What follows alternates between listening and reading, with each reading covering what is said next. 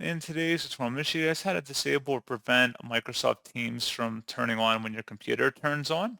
So this should hopefully be a pretty straightforward process here, guys. And without further ado, let's go ahead and jump straight into it. So all you have to do is open up the search menu and search for settings. Best result, come back with settings. Go ahead and open that up. Select apps on the left panel, and then on the right side, you want to scroll down and select startup. If you see Microsoft Teams listed in here, click inside the oval if it's toggled to the on position to turn it off, and that's all you have to do. So pretty straightforward process, guys, and as always, thank you for watching. I do hope that was able to help you out, and I do look forward to catching you all in the next tutorial. Goodbye.